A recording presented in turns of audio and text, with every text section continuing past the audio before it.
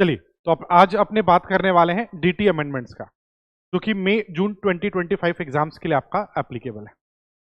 सबसे पहले आप मई जून 2025 एग्जाम्स के लिए अपेयर हो रहे हैं तो आपका असेसमेंट ईयर चेंज हो जाएगा। अब क्योंकि असेसमेंट ईयर चेंज हो रहा है, अकॉर्डिंगली बजट चेंज हो रहा है, तो जो भी बजट में चेंजेस आया है वो अपने को यहाँ पर देखना है। तो चेंजेस का अगर हम बात कर लेना ब्रॉडली, तो ब्रॉडली कोई एज सच बहुत ज्यादा चेंजेस नहीं है एज कंपेयर टू मतलब अर्लियर ईयर्स। जनरली पास्ट में अगर हम लोग देखें कि जब भी बजट चेंज होता है तो कंपेरेटिवली ज्यादा चेंजेस आता है।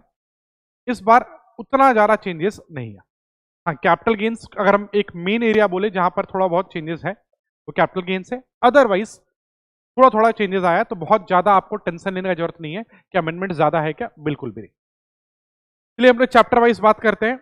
हाँ, एक और बात, ये जो नोट्स है आपको जो हम लोग यूज कर रहे हैं इस लेक्चर में, वो आपको टेलीग्राम चैनल पे मिल जाएगा। बाकी वो डिस्क्रिप्शन बॉक्स में होगा, आप वहां से उसको एक्सेस कर सकते हैं। चलिए अगर अपने बात कर ले चेंजेस का, तो सबसे पहला चेंजेस जो हमारा फर्स्ट चैप्टर हम लोग बोलते थे टूल किट या बेसिक्स, जिसमें आपका टैक्स रेट्स वगैरह आप पढ़ते हैं, वहां कुछ चेंजेस आया है। टोटल में अगर हम बात करें तो टैक्स रेट्स में 3 चेंजेस है। फर्स्ट रेट जो चेंज हुआ है आपका स्पेशल रेट ऑफ टैक्स का। आप जानते हैं कि हमारा जो इंडिविजुअल एचयूएफ या नॉर्मली अगर अपने बात कर ले तो जनरली आप स्लैब रेट लगाते हैं इंडिविजुअल एचयूएफ पे, AOP BY, artificial judicial person पे। बट कुछ कुछ इनकम ऐसा होता था जिसपे आप स्लैब रेट नहीं फ्लैट रेट लगाते थे, that is special rate of taxes. और ये स्पेशल रेट ऑफ टैक्स कहां लिखा होता था, तो आपके एक्ट में, इनकम टैक्स एक्ट 1961 में लिखा हुआ है।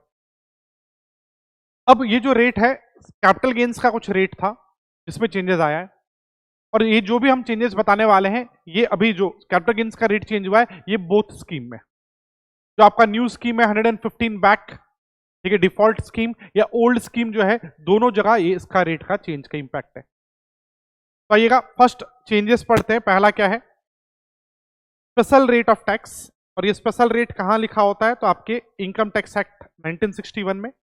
और ये जो चेंजेस है वो बोथ स्कीम में आपका एप्लीकेबल है, चाहे आपका डिफॉल्ट स्कीम हो, ठीक है, न्यू स्कीम, या आप न्यू स्कीम ऑप्ट आउट करके आप ओल्ड स्कीम भी ऑप्ट किया तो भी। पहले आप जब पढ़ते थे short term capital gain 111A वाला, मतलब लिस्टेड सिक्योरिटीज वाला, तो उस पर पहले रेट था आपका 15% शॉर्ट टर्म कैपिटल गेन पे। बट जब बजट आया 2024 में, जो फिनांस एक्ट 2024 आया, इनफैक्ट फिनांस एक्ट नंबर 2 जो सेकंड आफ्टर इलेक्शन जो बजट आया था, उसके बाद जो चेंजेस हुआ उसमें रेट चेंज किया गया। अकॉर्डिंगली 23 जुलाई ऑनवर्ड्स रेट आपका बदला है। अब ये डेट आपको याद रखना पड़ेगा। क्यों? क्योंकि जब तक ये बजट सेकंड बजट नहीं आया था 2024 में जुलाई में, उसके पहले तक तो ओल्ड रेट चल रहा था। तो अगर मान के चलो आपका प्रीवियस ईयर अब क्या है कि आप मई जून 2025 में अपेयर कर रहे हैं, तो आपका असेसमेंट ईयर क्या हो गया, असेसमेंट ईयर हो गया आपका 25-26, दैट इज आपका प्रीवियस ईयर क्या हो गया, तो प्रीवियस ईयर 24-25 है आपका। तो आपके लिए previous year 24-25 that is assessment year 25-26 applicable है। अब प्रीवियस ईयर 24-25 मतलब 1 अप्रैल 24 से 31 मार्च 25 तक। अब बजट आया 23 जुलाई को। अब 23 जुलाई के पहले तो ओल्ड रेट ही चल रहा था। तो आपको याद रखना है कि अगर बाई चांस आपका शॉर्ट टर्म कैपिटल गेन हो रहा है 111A वाला, अदर देन 111A पे तो आप स्लैब रेट लगाते थे, उसका हम बात नहीं कर रहे हैं, हम स्पेशल रेट का बात कर रहे हैं। तो लिस्टेड सिक्योरिटीज जो section 111A short term capital gain वाला था, उस पर पहले प्रायर टू 23 जुलाई रेट था 15%, और 23 जुलाई 2024 ऑनवर्ड्स ये रेट हो जाएगा आपका 20%। आपको डेट याद रखना पड़ेगा। तो क्वेश्चन में आपका कौन सा कैपिटल गेन कब अक्रू हो रहा है या कब अराइज हो रहा है वो आपको देखना है। तो 1 अप्रैल से लेकर 22 जुलाई 2024 तक अगर था तो आप पे ओल्ड रेट लगेगा, 23 जुलाई ऑनवर्ड्स आप पे न्यू रेट लगेगा। तो शॉर्ट टर्म का रेट इंक्रीज कर दिया गया 15 से 20। लॉन्ग टर्म कैपिटल गेन अगर अपने बात कर ले 112 का, 112 लॉन्ग टर्म कैपिटल गेन होता है अदर देन लिस्टेड सिक्योरिटीज वगैरह। जनरली जो होता है। और generally long term capital gain पे 20% टैक्स रेट था, बट 23 जुलाई ऑनवर्ड्स ये रेट हो गया 12.5%। गवर्नमेंट रेट डिक्रीज कर दिया, बट एक मेजर बेनिफिट आपसे छीन लिया इंडेक्सेशन का। अभी आप ये बात कैपिटल गेन्स जब हम लोग डिस्कस करेंगे तब आएगा, अभी तो बस हम रेट सुना रहे हैं। इंडेक्सेशन चला गया, मतलब अब आपको इंडेक्सेशन बेनिफिट नहीं मिलेगा कैपिटल गेन्स में लॉन्ग टर्म पे। शॉर्ट टर्म पे तो ऐसे भी नहीं मिलता था। तो लॉन्ग टर्म पे गवर्नमेंट क्या किया ना, लॉन्ग टर्म कैपिटल गेन पे इंडेक्सेशन का जो बेनिफिट था उसको विड्रॉ कर लिया। अब आपको इंडेक्सेशन नहीं मिलेगा, आप डायरेक्टली माइनस करेंगे cost of acquisition, cost of improvement. अब क्योंकि इंडेक्सेशन आपका चला गया तो आपको रेट का बेनिफिट दिया गया 20 के बदले 12.5। नेक्स्ट, पहले आप long term capital gain 112A listed securities वाले पे 1 लाख तक 0% देते थे, 1 लाख के बाद 10% था। अब ये 1 लाख को 1.25 लाख कर दिया गया और रेट को 10 के बदले 12.5 कर दिया गया। तो अप टू 1.25 लाख आपका रेट होगा 0 और 1.25 लाख के बियॉन्ड होगा रेट 12.5%। पढ़िएगा, long term capital gain under 112A over and above 1.25 lakh. पहले 1 लाख होता था और 1 लाख के ऊपर 10 था, अब 1.25 लाख हो गया और उसके ऊपर 12.5। तो लॉन्ग टर्म का आज के दिन लॉन्ग टर्म पे रेट यूनिफॉर्म हो गया 12.5। बट ध्यान रखिएगा, नॉर्मली फ्लैट 12.5 लगेगा, बट लिस्टेड सिक्योरिटीज में अप टू 1.25 लाख निल है, बियॉन्ड दैट 12.5 है। और शॉर्ट टर्म का रेट 20% हो गया 23 जुलाई 24 ऑनवर्ड। इसके अलावा जो न्यू स्कीम में आपका स्लैब रेट होता था वहां चेंजेस आया है। ओल्ड स्कीम का स्लैब एज इट इज है, अप टू 2.5 लाख निल, 2.5 से 5 lakh 5%, 5 to 10 lakh 20% and above 10 lakh 30%। वहां चेंजेस नहीं है। बट जो डिफॉल्ट स्कीम है आपका new scheme 115 back subsection 1A, जहां पर आपको ये ऑप्शन मिलता है डिफेक्ट न्यू स्कीम में आने का, वहां पे स्लैब चेंज हुआ है। सरचार्ज में चेंजेस नहीं है, स्लैब में चेंजेस। तो अब न्यू स्लैब क्या हो गया, तो अगर आप न्यू स्कीम ऑप्ट करते हैं 115 बैक में, तो अप टू 3 लाख, पहले भी नील था अब भी नील है। अब चेंजेस क्या है, 3 से 7 लाख तक 5% लगेगा, 7 से 10 लाख तक 10%, 10 से 12 लाख तक 15%, 12 से 15 लाख तक 20% एंड बियॉन्ड 15 लाख 30%। ये 25% कोई रेट नहीं है, 5, 10, 15, 20 एंड 30। क्लियर है? सरचार्ज में कोई चेंजेस नहीं है, जैसा सरचार्ज पहले था वही है, up to 50 lakh nil generally 15, फिर 50 से लाख से 1 करोड़ 10%, 1 से 2 करोड़ 15%, 2 करोड़ के ऊपर, ठीक है, 2 से 5 करोड़ ओल्ड स्कीम में 25% था और 5 करोड़ के अबव 37। ये पिछले साल ही चेंजेस आया था कि न्यू स्कीम में मैक्सिमम सरचार्ज 25 होता है, 37 का कोई रेट नहीं है। तो वहां कोई चेंजेस नहीं है, स्लैब में चेंजेस आया है डिफॉल्ट स्कीम। इसके अलावा एक और रेट चेंजेस है, फॉरेन कंपनी पे जनरली टैक्स रेट था 40%, को रिड्यूस करके 35% कर दिया गया। सरचार्ज सेस में कोई चेंजेस नहीं, एज इट इज है। जो प्राइमरी रेट था 40%, उसको रिड्यूस करके 35 कर दिया गया है। रीड कर लीजिए, tax rates on foreign companies reduce to 35% from earlier 40%। No changes in cess और सरचार्ज। करेक्ट? तो क्या क्या चेंजेस है वापस से रिकैप कर लिया जाए। तो पहला तो कैपिटल गेन्स का स्पेशल रेट चेंज हुआ है, शॉर्ट टर्म का 15 से 20 हो गया 23 जुलाई ऑनवर्ड्स, और लॉन्ग टर्म पे अब यूनिफॉर्म रेट है 12.5। बट हाँ 112A में अप टू 1.25 लाख तक निल है। न्यू स्कीम में जो स्लैब रेट होता है, जो इंडिविजुअल एचयूएफ वगैरह पे आप लगाते हैं, उस पे चेंजेस है। क्या स्लैब रह गया अब, अप टू 3 लाख 0, 3 से 7 लाख 5%, 7 से 10 लाख 10%, 10 से 12 lakh 15, 12 to 15 lakh 20% and beyond 15 lakh 30%। बाकी फॉरेन कंपनी का रेट रिडक्शन हुआ है। इसके बाद अगर हम सैलरीज चैप्टर में आ जाए तो सैलरीज चैप्टर में क्या चेंजेस है? तो सैलरीज चैप्टर में जो स्टैंडर्ड डिडक्शन आप पढ़ते थे सेक्शन 16 1A में, वहां ओल्ड स्कीम में मैक्सिमम 50,000 का मिलता था। एग्जैक्टली अगर बोला जाए तो सैलरी और 50,000 which ever is lower. New scheme में अगर हम लोग बात करें तो न्यू स्कीम में ये एनहेंस्ड होकर 75,000 हो गया। तो स्टैंडर्ड डिडक्शन ओल्ड स्कीम में कोई चेंजेस नहीं है, 50,000 मैक्सिमम, न्यू स्कीम में 75,000। सिंगल चेंज है सैलरी चैप्टर में ये पड़ेगा। स्टैंडर्ड डिडक्शन अंडर 16 1A बोल रहा है और स्टैंडर्ड डिडक्शन ऑफ 50,000 और the amount of salary whichever is lower is to be provided to employees. Generally 50 है ये ओल्ड स्कीम में, बट न्यू स्कीम जो है आपका 115 बैक, ये रहा अमेंडमेंट में, ये अमाउंट कितना हो जाएगा 75,000 लिखा हुआ है। For those opting for new regime 115 BSc back, amount कितना है 75,000 का। ओल्ड में चेंजेस नहीं है। ऐसे भी आपको पता है पहले से हम लोग बात करते आए हैं हमेशा से कि ओवर द पीरियड गवर्नमेंट क्या कर रहा है, ओल्ड स्कीम को साइडलाइन कर रहा है।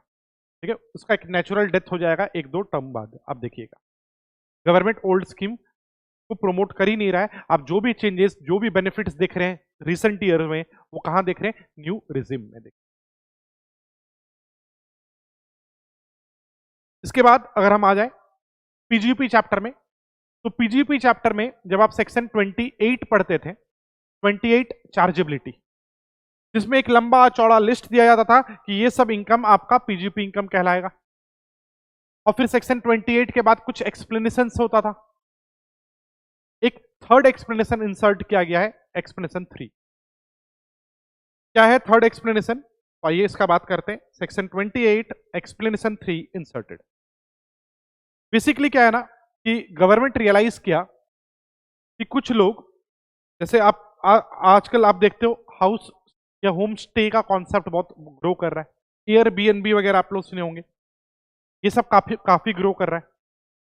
अब क्या करते हैं लोग, अपना प्रॉपर्टीज वगैरह बनाते हैं, अपना घर वगैरह बनाते हैं और होम स्टे में लगा देते हैं या एयरबीएनबी वगैरह में अपना प्रॉपर्टी लिस्ट कर देते हैं और पर डे बेसिस पे लोग आके रहते हैं या फिर कुछ डेज के लिए लोग बुकिंग करते हैं और आपको चार्जेस देते हैं। अब लोग क्या करने लगे, लोग इसको क्लेम करने लगे अपना पीजीपी इनकम। लोग बोल रहे हैं कि मेरा तो यहां पर मेन ऑब्जेक्ट है क्या, रेंट कमाना। हम प्रॉपर्टी परचेज कर रहे हैं या प्रॉपर्टी डेवलप कर रहे हैं किस लिए, एयरबीएनबी में देने के लिए। और लोग बोल रहे थे ये मेरा बिजनेस इनकम है और बिजनेस इनकम है तो ये पीजीपी हेड में आएगा। डिपार्टमेंट बोलना चाहता था कि नहीं, ये आपका एचपी हेड में आना चाहिए। इनफैक्ट जब आप हाउस प्रॉपर्टी चैप्टर पढ़ते थे सेक्शन 23, तो वहां पर एक Chennai properties and investment limited नाम का केस लॉ भी पढ़े थे क्लाइंट का, और उस केस में बोला गया था कि अगर जनरली आपका रेंट कमाने का ऑब्जेक्टिव है तो एचपी इनकम होता है, बट अगर कोई आदमी मान के चलो रेंट कमाने का ही बिजनेस कर रहा है तो उसको हम लोग पीजीपी बोलेंगे। तो लोग क्लेम करने लगे कि मेरा तो काम ऑब्जेक्टिव क्या है, हम जो घर बनाए हैं, ठीक है, वो घर को हम क्या कर रहे हैं, होम स्टे में दे रहे हैं, एयरबीएनबी में दे रहे हैं। हम रेंट कमाने का मेरा ऑब्जेक्टिव है, हम रेंट कमाने का बिजनेस कर रहे हैं, अकॉर्डिंगली वो मेरा पीजीपी इनकम होना चाहिए। डिपार्टमेंट बोलता था नहीं, ये तो आपका घर है, घर से जो इनकम आ रहा है उसको हम एचपी इनकम बोलेंगे। डिस्प्यूट था। अब एसएससी क्यों पीजीपी इनकम दिखाना चाहता था, क्योंकि आप जानते हैं पीजीपी चैप्टर आप बहुत अच्छे से पढ़े हैं, आपको पता है कि पीजीपी में आप बहुत सारा एक्सपेंस का डिडक्शन ले सकते हैं। हाउस प्रॉपर्टी में तो 3 ही डिडक्शन मिलता है आपको, एक तो लोकल टैक्सेस का, एक स्टैंडर्ड डिडक्शन फ्लैट 30% और एक इंटरेस्ट ऑन बोरोड कैपिटल।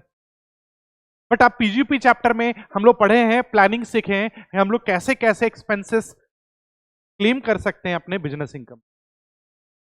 लोग क्या कर रहे थे, लोग बोल रहे थे कि मेरा पीजीपी इनकम है, बिजनेस इनकम दिखाते थे और आराम से एक्सपेंसेस क्लेम करते थे एक्चुअल बेसिस पे।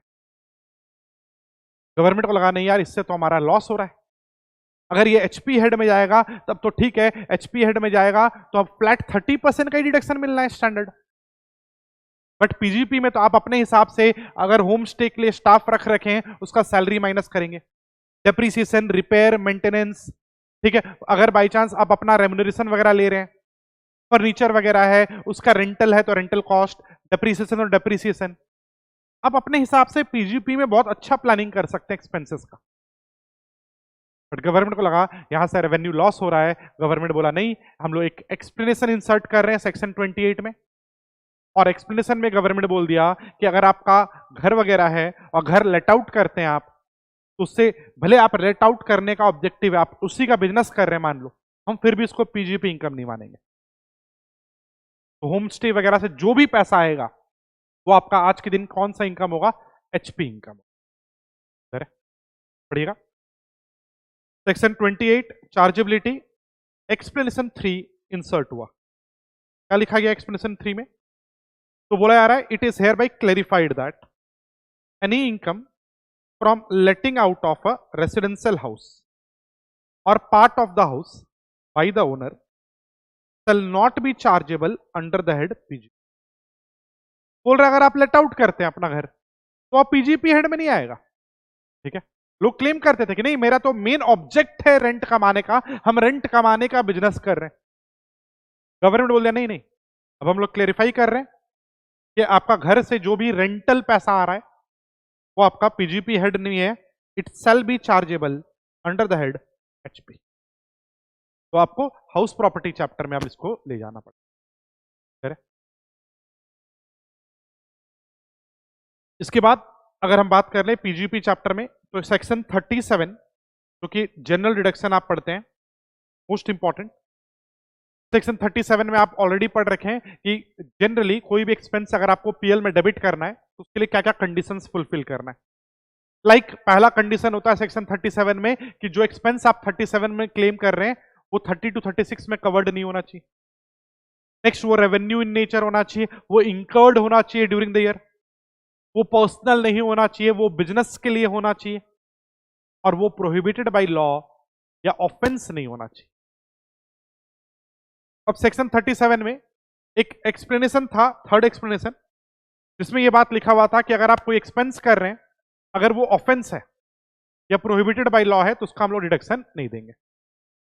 उसमें 3 पॉइंट हुआ करता था, अब अमेंडमेंट के बाद एक नया पॉइंट ऐड हुआ है, तो अमेंडमेंट ये रहा, बाकी कोई अमेंडमेंट नहीं है। पहला पॉइंट में पहले भी लिखा हुआ था और अभी भी लिखा हुआ है कि अगर आप कोई ऑफेंस इंडिया में करते हैं या इंडिया के बाहर करते हैं तो हम लोग डिडक्शन नहीं देंगे। नंबर 2, अगर आप कोई बेनिफिट परक्यूजिट देते हैं in violation of any act, rule, regulation वगैरह, गाइडलाइंस, उसको हम लोग अलाउ नहीं करेंगे। जैसे आप लोग बात किए हुए हैं इस पे कि अगर बाई चांस क्या होता है कि कोई फार्मा कंपनी है और वो अपना डॉक्टर्स को गिफ्ट्स वगैरह देता है, फ्रीबीज देता है कि आप मेरा मेडिसिन प्रिस्क्राइब करो, वो मेडिकल रेगुलेशन मना करता है। तो अगर आप कोई एक्ट, रूल, रेगुलेशंस वगैरह वायलेट करते हैं तो आपको डिडक्शन नहीं मिलेगा। नेक्स्ट, इसके अलावा अगर आप कोई कंपाउंडिंग करवाते हैं, कंपाउंडिंग ऑफ ऑफेंस करवाते हैं तो उसका डिडक्शन नहीं मिलता था। अब एक पॉइंट ऐड हो गया, क्या लिखा हुआ है, और किस चीज का डिडक्शन नहीं मिलेगा? तो बोला to settle proceedings initiated in relation to contravention, in relation to contravention under such law as may be notified by government in the official gazette in this behalf। बोल रहा है कि अगर बाई चांस आप कोई लॉ तोड़ते हैं जो गवर्नमेंट प्रिस्क्राइब करेगा, अभी किया नहीं है, पावर दिया गवर्नमेंट अपने आप को, गवर्नमेंट बोल रहा है हमारे पास पावर है कि हम लोग प्रिस्क्राइब कर सकते हैं कि अगर आप ये लॉ कॉन्ट्रावेन किए, तोड़े हैं और उसका कोई प्रोसीडिंग्स चल रहा है, उसको आप सेटल करवा रहे हैं। सेटलमेंट होता है बहुत बार कि आप लॉ तोड़े, चलो कोई नहीं पेनल्टी दे दो या कोई नहीं चार्जेस दे दो सेटलमेंट का, तो अगर वो पे कर रहे हैं उसका भी डिडक्शन नहीं मिलेगा। क्यों नहीं मिलेगा? क्योंकि आप ऑब्वियसली लॉ वायलेट किए हैं, तो वायलेशन ऑफ लॉ है, उसके रेस्पेक्ट में अगर आप कुछ भी पैसा दे रहे हैं का डिडक्शन आपको नहीं।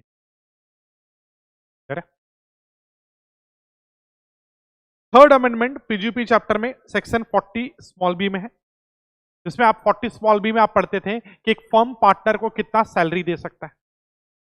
अब सैलरी कितना देगा, इसके लिए आप लोग देखते थे बुक प्रॉफिट कितना है। बुक प्रॉफिट को आप बोलते थे नेट प्रॉफिट बिफोर रेम्युनरेशन, याद आ रहा है? पहले आप बोलते थे अप टू 3 लाख तक का बुक प्रॉफिट है, अप टू 3 लाख, तो 90% और 1.5 lakh whichever is higher, और बियॉन्ड 3 लाख 60%। अब ये जो 3 था इसको चेंज किया गया और अब बोला जा रहा है कि up to on first 6 lakh. तो अगर आपका पहला 6 लाख तक का बुक प्रॉफिट है तो 0 से लेकर 6 लाख तक के बुक प्रॉफिट पे हम लोग, अगर आपका बुक प्रॉफिट इतना है तो आप 90% तो पहले भी देते थे, और पहले था 90% और 1.5 lakh whichever is higher. अब होगा 90% और 3 lakh whichever is higher. तो पहले यहां 3 लाख था और यहां 1.5, इसको डबल कर दिया गया, ऐसे याद रख लीजिए। तो स्टार्टिंग के अगर आपका बुक प्रॉफिट 0 से लेकर 6 लाख तक है तो इस पे हम लोग लगाएंगे आपका 90% और 3 lakh whichever is higher. और फिर इसके बियॉन्ड अगर है 6 लाख के ऊपर जो है 6 लाख से इंफिनिटी, अब कितना हो जाएगा 60।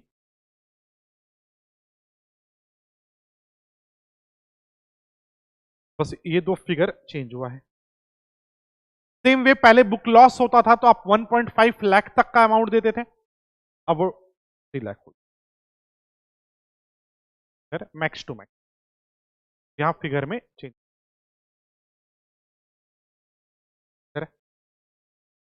तो ये था आपका पीजीपी चैप्टर का चेंजेस। पहला, हाउस प्रॉपर्टी से को अगर आप लेट आउट करते हैं उससे जो भी पैसा आएगा, आप बोलोगे नहीं मेरा लेट आउट करने का बिजनेस है, नहीं, हाउस प्रॉपर्टी से जो लेट आउट कर रहे हैं उससे जो भी पैसा आ रहा है आपका वो क्या माना जाएगा, रेसिडेंशियल हाउस अगर है तो क्या माना जाएगा आपका एचपी। कमर्शियल प्रॉपर्टी दे रहे हैं आप रेंट पे, वो बिजनेस हो सकता है। यहां बात हो रहा है किसका, रेसिडेंशियल। नेक्स्ट, अगर आप कोई लॉ तोड़ते हैं और सेटलमेंट करने के लिए पैसा देते हैं डिसअलाउ, और 40 स्मॉल बी में अमाउंट चेंज हुआ है। इसके बाद अगर अपने कैपिटल गेन्स में आ जाए तो यहां कुछ चेंजेस है।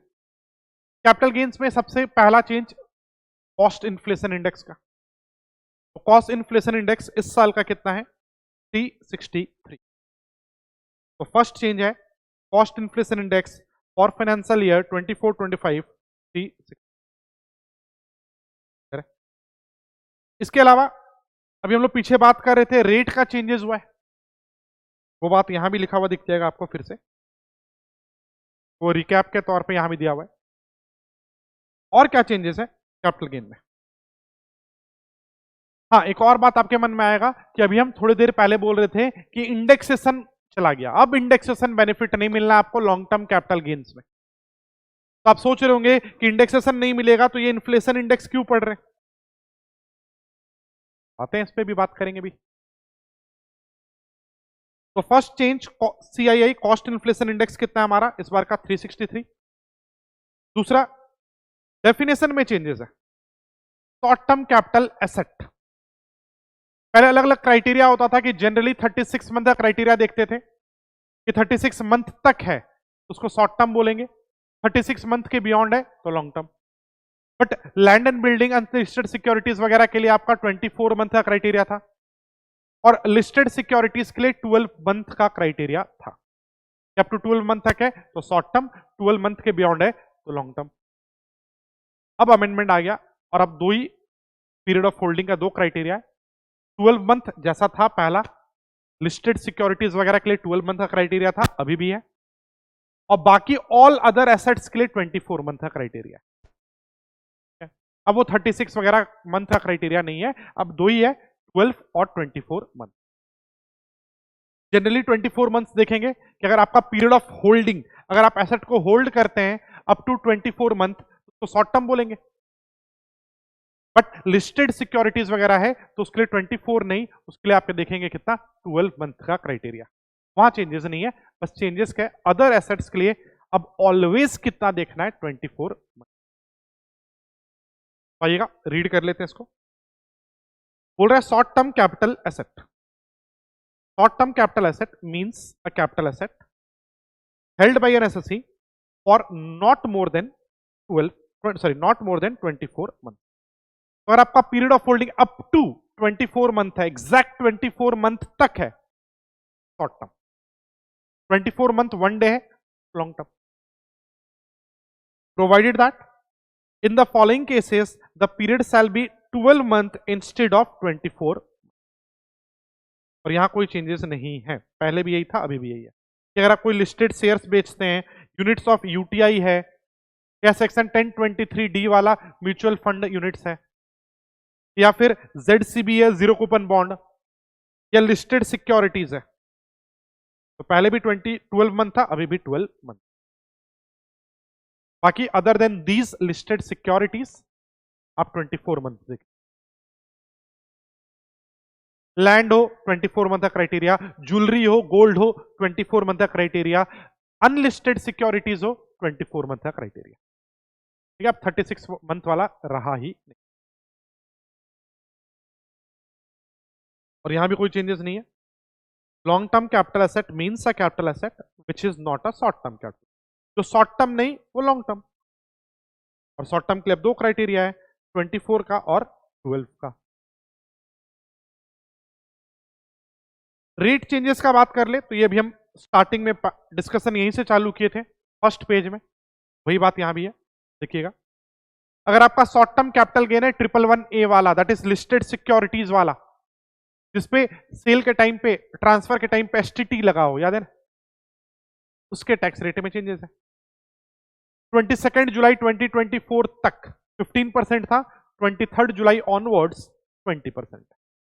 पीछे भी बात की है, सेम बात यहां भी है, देख लीजिए। तो बोल रहा on transfer which took place before, अब 23 जुलाई 2024, तो टैक्स रेट है 15% था, और ऑन और आफ्टर 23 जुलाई रेट हो जाएगा 20%। यहां पे लिखा हुआ है calculated on amount exceeding not applicable. ठीक है, कैपिटल गेन्स में कोई छूट नहीं होता है, जैसे लॉन्ग टर्म में 112A में 1.25 लाख का छूट है, यहां ऐसा नहीं है शॉर्ट टर्म। हाँ, बट अगर आप रेसिडेंट है और आपका स्लैब बचा हुआ है, 3 लाख का स्लैब है, आपका कोई इनकम नहीं है, सिर्फ शॉर्ट टर्म कैपिटल गेन है, तो स्लैब का एग्जम्पशन लिमिट को आप यहां यूज कर सकते हैं। पहले भी था, अभी भी है, वहां कोई चेंजेस नहीं है। चेंज बस यही है जो हम हाईलाइट कर रहे हैं, ये रहा, ये 3 जो हाईलाइट की, बट हम रिकैप करवा दे रहे हैं, ये इंपॉर्टेंट है, बहुत लोग मिस्टेक करते हैं। तो रेट में चेंजेस आया है, कोई एज सच अमाउंट का बेनिफिट नहीं है, बट हाँ exemption limit if remaining can B. Slab benefit अगर आपका बचा हुआ है, ठीक है, स्लैब अभी इंटैक्ट है, तो आप थ्रेशोल्ड बेनिफिट यहां पर ले सकते। लॉन्ग टर्म में पीछे ही बात किए, फिर से वही सेम बात। लॉन्ग टर्म कैपिटल गेन का सेक्शन 112 में रेट चेंजेस है। पहले 112 में रेट होता था 20%, अब हो गया 12.5, तब से 23 जुलाई, याद रखना है, वही लिखा हुआ है। Long term capital gain on capital assets other than listed securities 112, क्योंकि लिस्टेड सिक्योरिटीज के लिए होता है 112A। तो अगर आप घर बेच देते हैं, कैपिटल गेन आता है 112। बोल रहा on transfer which took place before 23 जुलाई, पहले था 20, अब हो गया ऑन और आफ्टर 23 जुलाई 12.5। अगेन अगर आपका 112 में, सेक्शन 112 में लॉन्ग टर्म कैपिटल गेन आता है, 1 रुपए से टैक्स लगता है, कोई 1.25 लाख वाला बेनिफिट नहीं है। हाँ, अगर स्लैब बचा हुआ है तो वो बेनिफिट अभी भी मिलेगा, यहां भी वही है, calculated on amount exceeding not applicable but exemption limit if remaining can be utilised. इसके अलावा अगर आप लिस्टेड सिक्योरिटीज बेचते हैं तो 112A था, पहले बोलते थे up to 1 lakh 10, 1 lakh up to 1 lakh 0%, 1 lakh के बाद 10, अब बोलेंगे अप टू 1.25 लाख 0%, 1.25 लाख के बाद 12.5। सेम बात देख लेना, on transfer which took place before 23 July 2024 10%, on और आफ्टर 23 जुलाई 12.5। बट यहां पर पहले 1 लाख का बेनिफिट होता था, अब 1.25। तो अप टू 1.25 निल, तो अप टू 1.25 लाख 0%। 1.25 लाख के लिए 23 जुलाई के पहले हो तो 10% और उसके बाद 12.5। और हाँ, अगर आपका स्लैब बचा हुआ है तो उसका भी बेनिफिट आपको मिले। Exemption limit if remaining can B, यहां कोई भी चेंजेस नहीं है, रेट में बस चेंज है ये 3 जगह, और ये अमाउंट पहले 1 लाख होता था, ये 1.25 होता। बट हाँ, रिमाइंडर के लिए आपको याद दिला दें, इंपॉर्टेंट है, अमेंडमेंट नहीं है, फिर भी हम यहाँ रिमाइंडर दे रहे हैं। ये जो आप बोलते हो ना स्लैब बेनिफिट मिलेगा, ये बेनिफिट मिलेगा for resident only, non residents को नहीं मिलता था, याद है ना। तो ये बेनिफिट आपको मिलता था for resident SC only.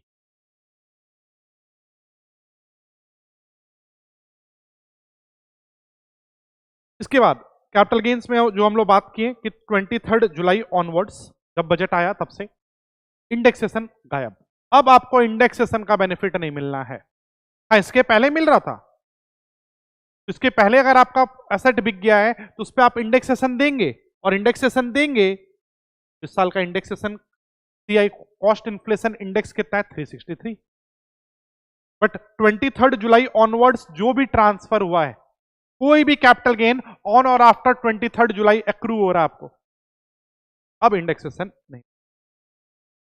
With effect from 23 July 2024 indexation benefit has been,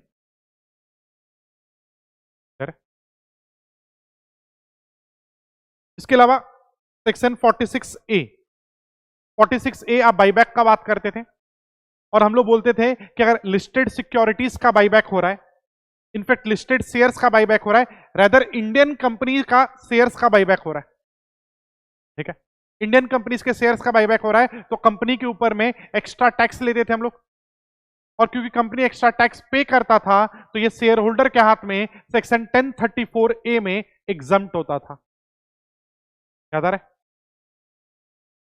1 October 2024 onwards ये गया। अब 1 अक्टूबर 2024 ऑनवर्ड्स कंपनी के हाथ में एक्स्ट्रा टैक्स नहीं लगेगा। अब कंपनी के हाथ में एक्स्ट्रा टैक्स नहीं लगेगा तो जो पहले आप बोलते थे कि कंपनी से एक्स्ट्रा टैक्स ले लिए, अकॉर्डिंगली शेयर होल्डर के हाथ में एग्जम्प्ट कर दो 1034A में, अब कंपनी से एक्स्ट्रा ले ही नहीं रहे, तो अब से एग्जम्पशन का बात नहीं आएगा। अब से ये अमेंडमेंट आया, ये अमेंडमेंट एप्लीकेबल हुआ आफ्टर 6 मंथ, मतलब ईयर स्टार्ट हुआ फर्स्ट 6 मंथ तक नहीं है, 1 अक्टूबर ऑनवर्ड से आया। आइएगा पढ़ते हैं क्या बोल रहे हैं।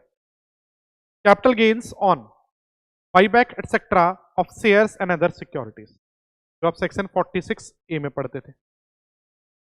एक प्रोवाइजो इंसर्ट किया गया है, रेड मार्क्ड है, मतलब ये अमेंडमेंट था, जो पूरा लाइन वही है। बोला जा रहा है provided that where the shareholder receives any consideration of the nature referred to in section 222F। अब जैसे आप 222F सुनेंगे ना, आप बोलोगे यार 222F तो था ही नहीं। आप लोग income from other sources chapter में पढ़े हैं, डीम्ड डिविडेंड। डीम्ड डिविडेंड क्या होता है? वो एक्चुअल डिविडेंड नहीं है, कंपनीज एक्ट के अंदर में उसको आप डिविडेंड नहीं मानते, but income tax law section 222A B C D E 5 point लिखा होता था, वहां पर बोलता था उसको हम लोग क्या मान लेंगे, डीम्ड डिविडेंड। बट एफ तो था नहीं, एफ इस बार इंसर्ट हुआ है। एक काम करिए, 1-2 पेज पलटते हैं और आपको इनकम फ्रॉम अदर सोर्सेस तो अमेंडमेंट में आते हैं।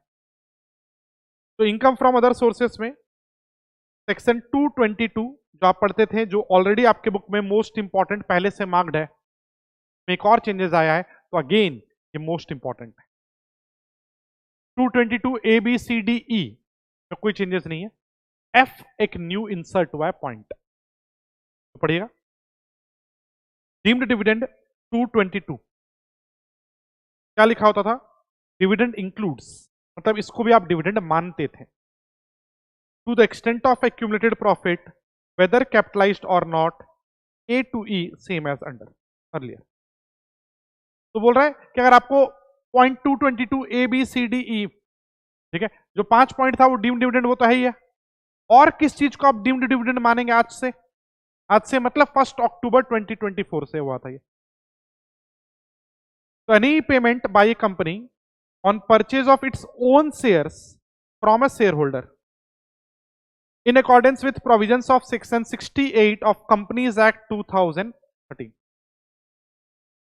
बोल रहा है कि अगर बाई चांस कोई शेयर होल्डर है और वो बाईबैक करवाया है शेयर्स का, या उसका शेयर्स का बाईबैक हुआ है।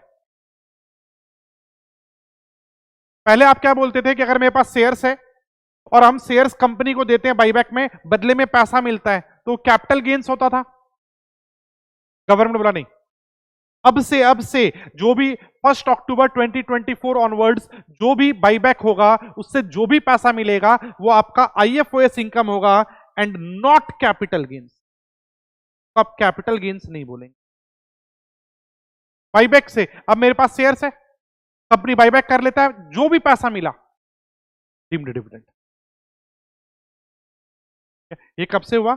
ये 1 अक्टूबर से आया था, ये बात पीछे भी लिखा हुआ है। अब डीम्ड डिविडेंड तो हो गया, अब रियल में डिविडेंड तो है नहीं है, बट बेसिकली क्या हो रहा था ना कि आप क्या करते थे, बाईबैक पे कंपनी से टैक्स लेते थे, शेयर होल्डर के हाथ में एग्जम्प्ट। अब प्रॉब्लम यहाँ क्या था ना कि अब मान लो एक शेयर होल्डर है मिस्टर ए, पहले डोमेस्टिक कंपनी शेयर्स बाईबैक करता था, उसके हाथ में जो पैसा था एग्जम्प्ट हो जाता था। ए है मान के चलो जिसका इनकम 2 लाख रुपए है, एग्जम्प्ट। अंबानी है, उसके हाथ में बाईबैक हुआ, एग्जम्प्ट। क्यों? क्योंकि आप बोलते थे हम कंपनी से टैक्स ले रहे हैं, बट कंपनी से तो एक फिक्स टैक्स लेते थे 12% प्लस सरचार्ज प्लस सेस। आप यही लेते थे ना 20%, सर 12 बोल रहे हैं, 20% प्लस 12% सरचार्ज प्लस सेस, यही लेते थे आप पहले। गवर्नमेंट बोला नहीं, हम शेयर होल्डर से नॉर्मल रेट में लेंगे। तो अब कंपनी से टैक्स हटा दिया गया और बोला गया शेयर होल्डर के हाथ में क्या माना जाएगा, इनकम फ्रॉम अदर सोर्स, और 1 रुपए से टैक्सेबल होगा। इससे लिंक्ड और भी अमेंडमेंट है, जैसे आप यहां पर हम बात कर ले डिविडेंड को लेकर, सेक्शन 57 में आप पढ़ते थे कि डिविडेंड के रेस्पेक्ट में अगर आप कोई लोन लेते हैं, चलिए ऐसा बोल लें, आप कोई लोन लिए थे, लोन लेकर शेयर्स खरीदते हैं, तो शेयर से जो डिविडेंड आता था उससे आप इंटरेस्ट ऑन लोन माइनस कर सकते थे up to 20% of dividend. But government बोला बाईबैक वाले केस, एक अमेंडमेंट यहां है, अदर देन सेक्शन 222F, नीचे आपके 222F है। तो बाईबैक वाले केस में अगर बाईबैक हुआ है तो आपको 1 रुपया में मिला ना, फुल्ली टैक्सेबल। इस अगर हम यहां लिख दें ये क्या हो रहा है, 222F फुल्ली टैक्सेबल है, दैट इज इससे आपको कोई भी डिडक्शन अलाउ नहीं होगा। बाकी डिविडेंड से अलाउ हो जाएगा, इंटरेस्ट का जो पहले भी होता था, बट इससे अलाउ नहीं।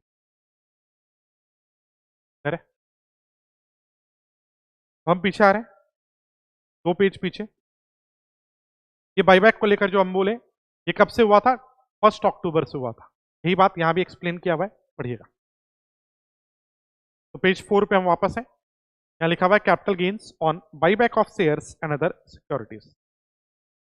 बोल रहा है provided that where the shareholder receives any consideration of the nature referred to in 222F, और ये 222F आप कहां पढ़े? पेज नंबर 6 पे, पेज 6 में दिया हुआ है। और ये है क्या 222F? बाईबैक।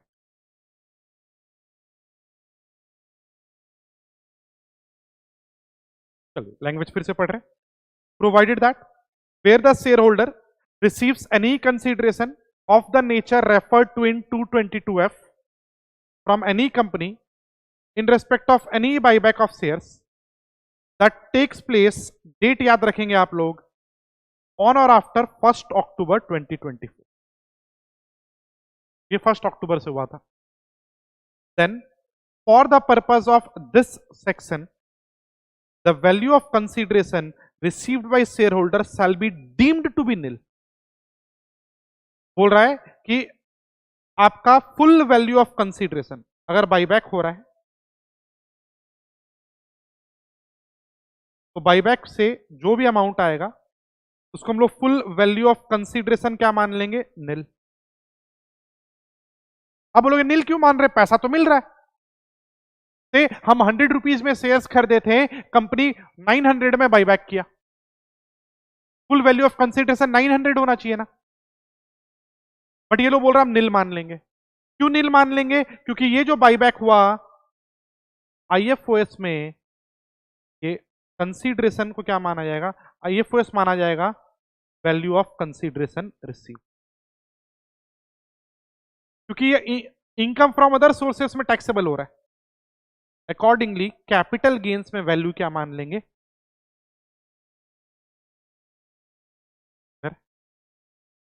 और ये बात कहां लिखा हुआ है 222।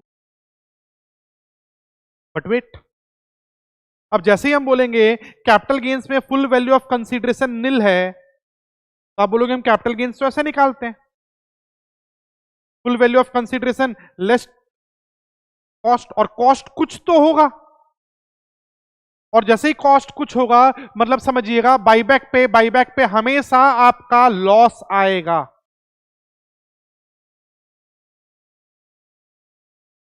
तो बाईबैक से जो भी पैसा मिलने वाला है वो आपका क्या हो, क्योंकि फुल वैल्यू ऑफ कंसीडरेशन निल है, शेयर्स खरीदे थे हम 100 में, बाईबैक हुआ 900 में। ये लोग बोल रहा है हम 900 को फुल्ली टैक्सेबल कर देंगे आईएफओएस में।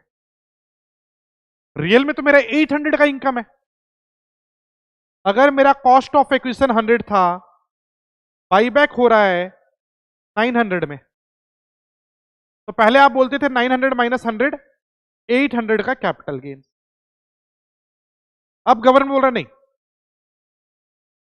कैपिटल गेन्स या फिर ये जो 900 है ये आईएफओएस में टैक्सेबल होगा, और ये जो 100 है ये कैपिटल गेन्स में आपका लॉस कहलाएगा। इसका आप सेट ऑफ करिए, ये लॉस है, इसका आप सेट ऑफ क्लेम कर सकते as per section 74 set off chapter. Clear है? हम फिर से रिकैप कर रहे हैं क्योंकि इंपॉर्टेंट है, याद रखिएगा एग्जाम के लिए, ठीक है, एक्सपेक्टेड क्वेश्चन है यहां से। तो रिपीट कर रहे हैं, पहले बाईबैक पे कंपनी टैक्स देता था, मेरे हाथ में एग्जाम्प्ट था अंडर कैपिटल गेन्स चैप्टर, ठीक है। अब बोला गया एग्जाम्पशन 1 अक्टूबर से विड्रॉ हो गया, ये लाइन भी पहले पढ़ लो। प्रोवाइडेड दैट सेक्शन 1034A, जो एग्जाम्पशन का हम बात कर रहे हैं, shall not apply with respect to any buyback of shares by a company on or after 1 October 2020।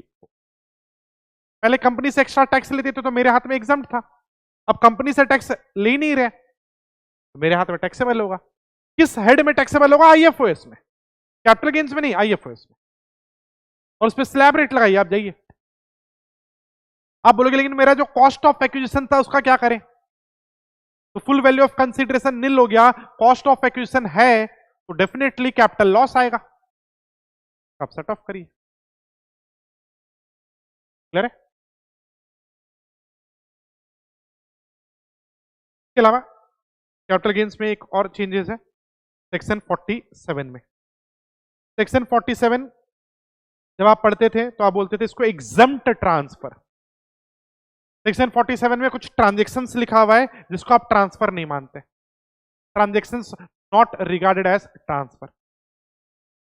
लंबा चौड़ा पॉइंट आप पढ़े हुए थे, जैसे मान के चलो एक एचयूएफ का पार्टीशन हो जाता है, फिर अपने बोले रिवर्स मॉर्टगेज, बहुत सारा चीज पढ़े। अब एक अमलगमेटिंग कंपनी अपना एसेट दे देता है अमलगमेटेड को, या फिर डीमर्जर हो जाता है, डिमर्ज्ड कंपनी से रिजल्टिंग कंपनी हो जाता है, ये सब पढ़े थे।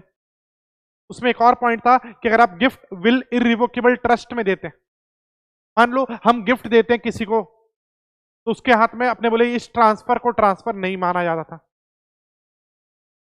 ठीक है। अब बस इसमें ये वर्ड ऐड हो गया गिफ्ट वाले वर्ड में। पहले ये नहीं था, पहले लिखा होता था, पहले क्या था सुनिएगा, पहले लिखा होता था any transfer of A capital asset under a gift will और इररिवोकेबल ट्रस्ट, तो आप ट्रांसफर नहीं मानोगे। बट गवर्नमेंट बोला नहीं, इंडिविजुअल एचयूएफ, ठीक है, नेचुरल पर्सन गिफ्ट देता है, ठीक है, तो अगर नेचुरल पर्सन गिफ्ट दे रहा है, इंडिविजुअल एचयूएफ गिफ्ट दे रहा है, तो उसको हम एग्जाम ट्रांसफर बोलेंगे। कंपनी गिफ्ट दे रहा है वो ट्रांसफर कहलाएगा, या कोई और दे रहा है तो? कौन से ट्रांसफर को हम ट्रांसफर नहीं मान रहे? Individual HUF. इसके बाद ये most important amendment, most important. चलिए इसमें हम आते हैं थोड़ी देर में, पहले हम एक और बात कर लेते हैं नीचे। कैपिटल गेन्स में टोटल 9 चेंजेस है, तो हम सीरियल नंबर 9 में आ रहे हैं। एक सेक्शन 50AA का बात है यहाँ पे। 50AA पहले भी था, इसमें थोड़ा बहुत चेंजेस है। ये बात कर रहा है capital gains in case of market linked debentures. ध्यान दीजिएगा, यहां पर किसका बात हो रहा है? 50AA में capital gains in case of market linked debentures. अब आप बोलोगे मार्केट लिंक्ड डिवेंचर्स क्या होता है? पहले तो उसका मीनिंग समझना होगा, तो नीचे आइएगा, नीचे एक बॉक्स है और बॉक्स में लिखा हुआ है explanation. For the purpose of this section, market linked debenture means a security by whatever name called which has an underlying principal component in the form of debt security and where returns are linked to market returns on an underlying security or indices and include any securities classified or regulated as market linked debentures by SEBI। क्या बोल रहा है? Market link debentures का मतलब क्या है? ऐसा security, सुनिएगा, नॉर्मल डिवेंचर्स क्या होता है? आप डिवेंचर्स खरीदते हैं, लिखा हुआ रहता है 9% डिवेंचर्स, मतलब कूपन रेट 9 आपको पहले से पता है, खरीदने वाले दिन से ही रेट फाइनल हो गया कि आपको कितना इंटरेस्ट मिलेगा। बट कुछ कुछ डिवेंचर्स ऐसा है जिसमें फ्लोटिंग रहे, फिक्स्ड रेट नहीं है। कंपनी बोल रहा है कि हम डिवेंचर इशू कर रहे हैं और हम आपको कितना रिटर्न देंगे वो पता नहीं, हम लोग पैसा को मार्केट में लगाएंगे और जितना हमारे को रिटर्न मिलेगा उसके बेसिस पे आपको इंटरेस्ट पे होगा। तो ये जो डिवेंचर है, ये कौन सा डिवेंचर कहलाएगा? Market linked debenture. फिर से एक बार डेफिनेशन पढ़िए, क्लियर होगा। बोल रहा है for the purpose of this section, market linked debenture means a security, आप सिक्योरिटी बोल लो, डिवेंचर बोल लो, by whatever name called which has an underlying principal component. Debentures आप खरीदते हैं, उसका प्रिंसिपल वैल्यू होता है in the form of a debt security. Debentures क्या होता है? डेट होता है। Where returns are linked to market returns on an underlying security और इंडेक्सेस। तो रिटर्न फिक्स्ड नहीं है, वो मार्केट रिटर्न पे डिपेंड करेगा। And includes any security classified or regulated as market linked debenture। वैसे ही एक और वर्ड है स्पेसिफाइड म्यूचुअल फंड। सुनिएगा, आप कैपिटल गेन्स में इक्विटी ओरिएंटेड म्यूचुअल फंड पढ़े हैं। मतलब इक्विटी ओरिएंटेड म्यूचुअल फंड क्या था? ऐसा म्यूचुअल फंड जो 65%, एटलीस्ट 65% या 65% और मोर पैसा इक्विटी मार्केट में लगाता था जनरली। यहां पर हम लोग बात कर रहे हैं एक तरह से डेट ओरिएंटेड म्यूचुअल फंड।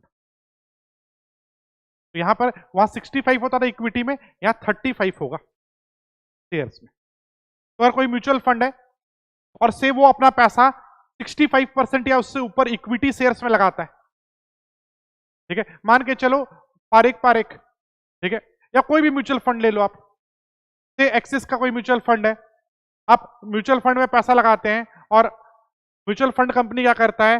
वो शेयर्स में पैसा लगाता है, जितना फंड आया उसका 65% या उससे ज्यादा शेयर्स में लगाता है, उसको आप इक्विटी ओरिएंटेड म्यूचुअल फंड बोलते थे। बट अगर कोई म्यूचुअल फंड है और वो क्या करता है, वो बोलता है हम अपना पैसा इक्विटी में मैक्सिमम 35% लगाएंगे, उससे ऊपर नहीं। बाकी पैसा कहां लगाएगा वो? डेट मार्केट में। उसको डेट ओरिएंटेड म्यूचुअल फंड भी बोलते हैं, या फिर इस सेक्शन के लिए तो स्पेसिफाइड म्यूचुअल फंड भी बोलेंगे। पढ़िएगा, specified mutual fund means a mutual fund where not more than, मतलब max to max 35% of its total proceeds is invested in equity shares of domestic. Maximum 35% पैसा इक्विटी में लगता है। और ये जो परसेंटेज होता है वो कैसे निकालते हैं, वो तो आप पहले भी पढ़े हुए थे 65% के लिए, सेम है। The percentage of shares is to be computed with reference to annual average of daily closing figure. तो डेली बेसिस पे जो क्लोजिंग फिगर होगा उसका साल भर का एवरेज निकालकर चेक किया जाएगा। तो ये इस सेक्शन में 50AA में दो चीज का बात होगा। हेडिंग में तो मार्केट लिंक डिवेंचर लिखा है, बट मार्केट लिंक डिवेंचर के साथ साथ स्पेसिफाइड म्यूचुअल फंड का भी बात करेंगे हम लोग। और दोनों में समझ आ रहा है कि ये पैसा कहां लग रहा है, डेट मार्केट में। इसका भी मैक्सिमम 35% पैसा इक्विटी में लग रहा है, दैट इज बैलेंस तो डेट में लग रहा है। आइए पढ़ते हैं 50AA क्या बोल रहा है। Notwithstanding anything contained in section 242A, ठीक है, और सेक्शन 48 बोल रहा है लॉन्ग टर्म शॉर्ट टर्म जो एसेट का आप डेफिनेशन पढ़ते थे भूल जाइए उसको, ओवर रूलिंग दैट। सेक्शन 48 भी भूल जाइए, 48 होता था कंप्यूटेशन, बोल रहा है ओवर रूलिंग दैट। क्या बोल रहा है, where the capital asset is a specified mutual fund, जो आप नीचे पढ़े। बोल रहा है अगर कोई स्पेसिफाइड म्यूचुअल फंड है एक्वायर्ड ऑन और आफ्टर 1/4/2023, ये बात आपको पहले से पता है, ये सेक्शन आया था उस टाइम पे ही। तो अगर आप कोई म्यूचुअल फंड लिए थे स्पेसिफाइड म्यूचुअल फंड 1/4/23 ऑनवर्ड्स, और या फिर मार्केट लिंक डिवेंचर्स लिए थे, और unlisted bond, unlisted debenture which is transferred और रिडीम्ड और मैच्योर्स ऑन और आफ्टर 23 जुलाई।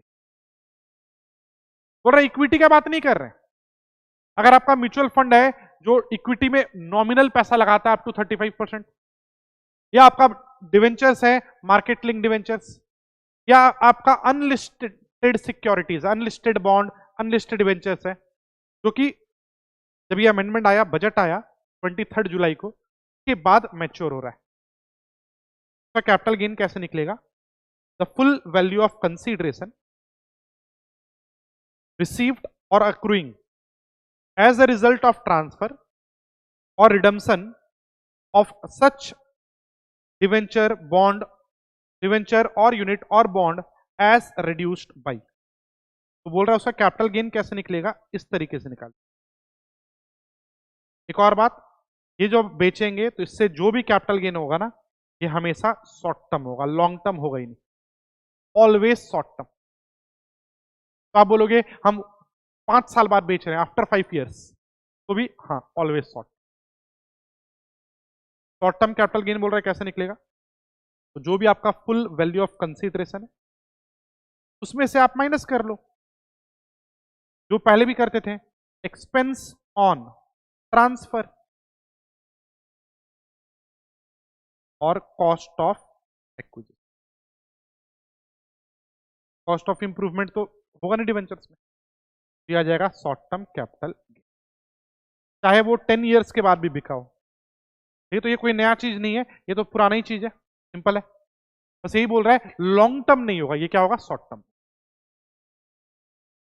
बोल रहा है full value of consideration as reduced by cost of acquisition, ये रहा, ऑफ द डिवेंचर्स और यूनिट और बॉन्ड एंड, और क्या माइनस होगा, द एक्सपेंडिचर, ये रहा, the expenditure incurred wholly and exclusively in connection with such transfer, redemption or match shall be deemed to be capital gain arising from transfer of short term capital। बोल रहा हम लोग क्या मान के चलेंगे, जो भी कैपिटल गेन आएगा कि वो शॉर्ट टर्म कैपिटल एसेट से आया है, दैट इज आपका कैपिटल गेन क्या होगा, ऑलवेज शॉर्ट टर्म।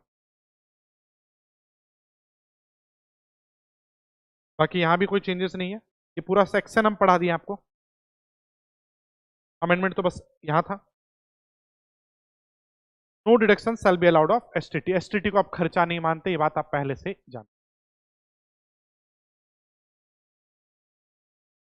इसके अलावा जो सबसे इंपॉर्टेंट चेंज है वो ये है, सुनिएगा। हम लोग ये जानते हैं कि पहले लॉन्ग टर्म कैपिटल गेन पे इंडेक्सेशन का बेनिफिट मिलता था, बट 23 जुलाई अभी आप सुनकर आए कि 23 जुलाई 2024 ऑनवर्ड्स कि आपका इंडेक्सेशन बेनिफिट विड्रॉ हो गया। अब आपको इंडेक्सेशन नहीं मिल रहा है, अब इंडेक्सेशन नहीं मिलेगा, रेट रिड्यूस हो गया। पहले 20% था, अब रेट कितना हो गया 12.5, बट आपसे इंडेक्सेशन बेनिफिट छीन लिया गया। तो जब ये बजट आया ना, उसके बाद ये बहुत क्रिटिसाइज किया गया, मार्केट में नेगेटिव सेंटीमेंट हुआ, लोग बोले कि हम लोग तो घर प्रॉपर्टीज में इन्वेस्टमेंट ये सोच के करते थे कि कुछ साल बाद बेचेंगे तो कम से कम इंडेक्सेशन का बेनिफिट मिलेगा। गवर्नमेंट बोला कि अरे यार आप लोग टेंशन क्यों ले रहे हो, हम लोग इंडेक्सेशन विड्रॉ किए बट रेट तो रिड्यूस कर दिए ना आपके लिए। पहले आप 20% देते थे, इंडेक्सेशन मिलता रहा पहले आपको, बट लॉन्ग टर्म पे 20% टैक्स देते थे। अब हम लोग इंडेक्सेशन हटा दिए बट टैक्स रेट कितना कर दिए 12.5। गवर्नमेंट बोला हम तो आपका अच्छा ही किए, पब्लिक बोला नहीं नहीं, आपको लग रहा है आप अच्छा किए, जरूरी थोड़ी ये अच्छा हो, क्या पता मेरे लिए ओल्ड वाला रेट ज्यादा बेटर था विथ इंडेक्सेशन। तो बहुत क्रिटिसाइज हुआ ये अमेंडमेंट आने के बाद। और कुछ दिन बाद, ये जो अभी अमेंडमेंट बता रहे हैं ये 23 जुलाई को नहीं आया, जब ये क्रिटिसाइज हुआ तो कुछ दिन बाद गवर्नमेंट अमेंडमेंट लाया और गवर्नमेंट बोला ठीक है हम प्रॉपर्टी वाले लोगों को, बाकी ज्वेलरी वगैरह के लिए नहीं बोल रहे हैं, हम लैंड बिल्डिंग और बोथ सिर्फ उनका बात कर रहे हैं, उन लोगों के लिए एक स्पेशल प्रोविजन ला रहे हैं, एक ग्रैंड फादरिंग प्रोविजन ला रहे हैं।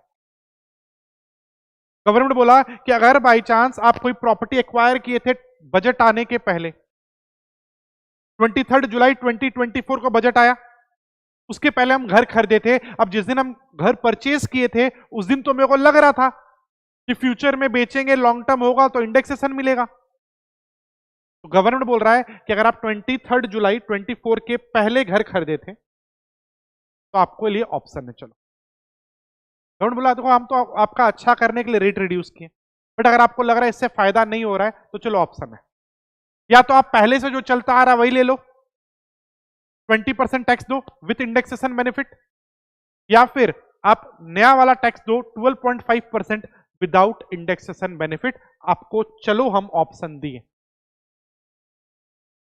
ये बेनिफिट सबको नहीं है, ये सिर्फ लैंड बिल्डिंग वाले लोगों के, ज्वेलरी वगैरह पे नहीं है, सिर्फ रियल स्टेट सेक्टर वाले लोगों की। इसके अलावा एक और इंपॉर्टेंट बात है, पहले आइए इसको रीड कर ले जहां तक हम लोग डिस्कस, हेडिंग पढ़िएगा, स्पेशल प्रोविजन फॉर, किसके बारे में बात हो रहा है, लैंड बिल्डिंग और बोथ, चाहे वो रेसिडेंशियल हो या कॉमर्शियल हो, उससे मतलब नहीं है मेरे को, ये रियल स्टेट सेक्टर के लिए। कौन सा लैंड बिल्डिंग एक्वायर्ड, पढ़िएगा,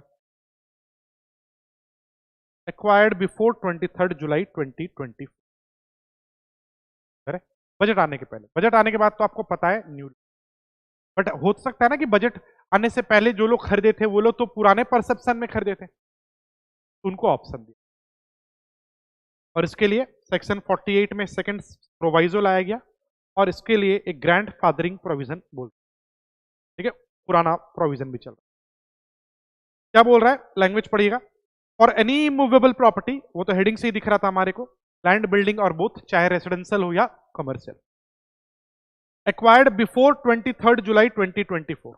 अगर 23 जुलाई के बाद आप खरीदें तब कोई ऑप्शन नहीं है, आपको 12.5% टैक्स देना है विदाउट इंडेक्सेशन। ये तो पुराने लोगों के लिए बात हो रहा है, तो बोल रहा है for any immovable property acquired before 23 July 2024, assessee being individual और एचयूएफ, और ये बेनिफिट सिर्फ किसको है, individual HUF. Has been given an option, बोल रहा है इंडिविजुअल एचयूएफ को हम लोग ऑप्शन दिए। क्या ऑप्शन दिए? नंबर 1 जो पहले चलता आ रहा था, pay tax on LTCG at 20% with indexation benefit, और option 2 pay tax on long term capital gain at the rate of 12.5% without indexation. नीचे आइएगा, बॉक्स इग्नोर करिएगा, नीचे आइएगा। above option is only with respect to immovable property और other assets से jewellery वगैरह, वहां कोई ऑप्शन नहीं है। ये तो बात हम हेडिंग में ही बोल दिए, ये स्पेशल प्रोविजन लाया गया है सिर्फ लैंड, बिल्डिंग और बोथ। ज्वेलरी वगैरह बेच रहे हैं, न्यू रेट 12.5% देना होगा विदाउट इंडेक्सेशन बेनिफिट, वही लिखा हुआ है। For other assets assessee has to pay tax at 12.5% without indexation. के अलावा also for any movable property acquired on और आफ्टर 23 जुलाई 2024। बोल रहा है बजट आने के बाद अगर आप खरीदें तो भी न्यू लॉ, जो लोग पहले खरीदे उनके लिए ओल्ड और न्यू का ऑप्शन है। तो फिर से हम पढ़ रहे last bullet, also for any immovable property acquired on और after 23 July 2024 tax has to be paid at 12.5% without any indexation. Simple है, हम फिर से याद दिला रहे हैं, 23 जुलाई जब से हम बजट आया तो उसके बाद से न्यू लॉ लगेगा। सिर्फ एक केस में ऑप्शन है लैंड और बिल्डिंग वाले लोगों को, वो भी कब? जब 23 जुलाई के पहले खरीदे और बेच रहे बाद में। अब यहां पर बस एक क्लासिकल मिस्टेक होने का चांसेस है, तो कंसंट्रेशन लेवल बढ़ाकर सुनिएगा। ये जो भी हम ऑप्शन दिए ना, ये ऑप्शन हम आपको टैक्स पेमेंट का दिए। ध्यान से सुनिएगा इस बात को, जो भी आप ऑप्शन सुन रहे हैं ये ऑप्शन टैक्स पेमेंट के टाइम का है, कैपिटल गेन्स कैलकुलेट करने के टाइम का नहीं। फिर से रिपीट कर, ये ऑप्शन आपको कंप्यूटेशन के टाइम पे, टैक्स कंप्यूटेशन के टाइम पे है, कैपिटल गेन्स निकालने में कोई ऑप्शन नहीं है। मतलब क्या है कि जब भी आप कैपिटल गेन्स निकालेंगे, कंसंट्रेशन बढ़ा लीजिएगा, जब भी आप कैपिटल गेन्स निकालेंगे आंख बंद करना है, कैपिटल गेन्स निकालते टाइम इंडेक्सेशन नहीं देंगे, डायरेक्टली कैपिटल गेन निकालो विदाउट गिविंग इंडेक्सेशन।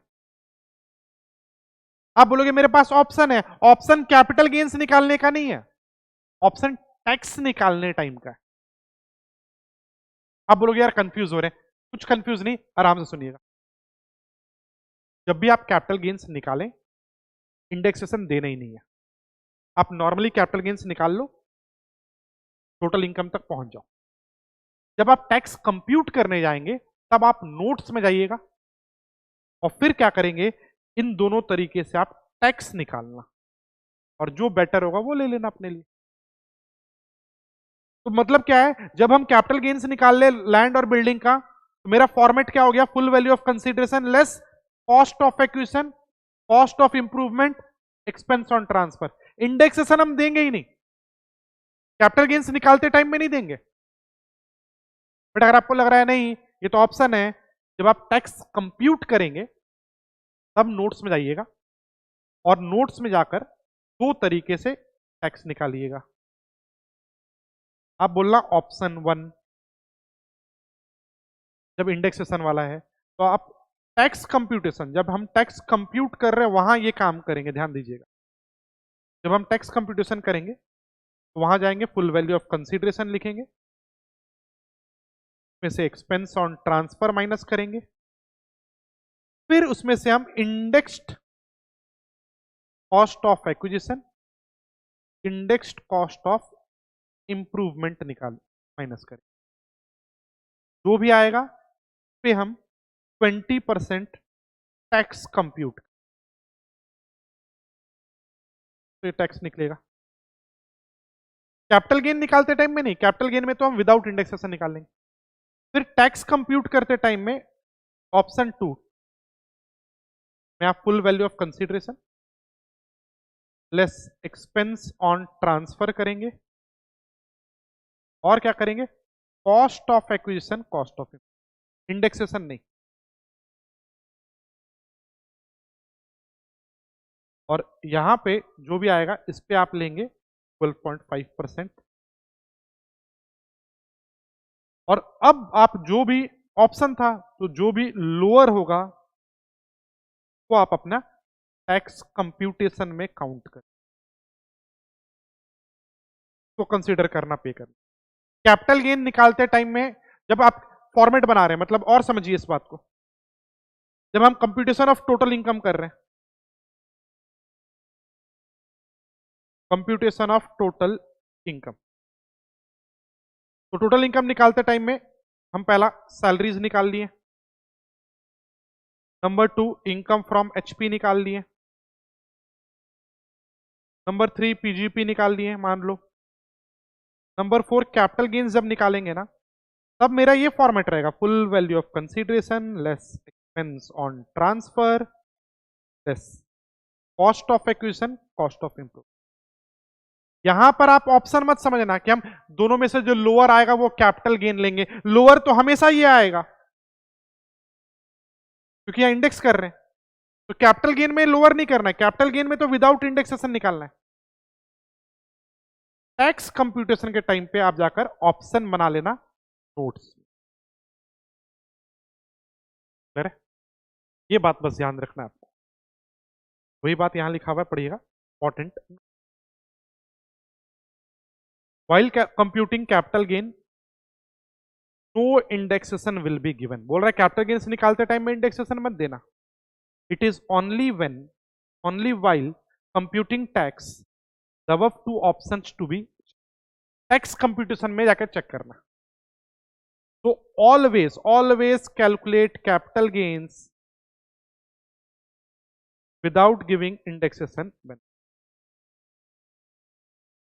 तो टोटल इनकम निकालने में कोई भी इंडेक्सेशन नहीं देना है, तो यहां पर आप डायरेक्टली माइनस करेंगे। टैक्स कंप्यूटेशन में ऑप्शन बना लेना और जो आपके लिए बेटर हो वो ऑप्ट कर।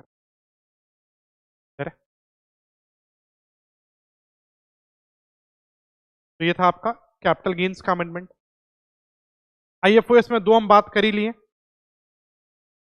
डीम डिविडेंड में बाईबैक वाला आया, बट बाईबैक से आप कोई भी डिडक्शन क्लेम नहीं कर सकते। इसके अलावा फैमिली पेंशन में अमेंडमेंट है।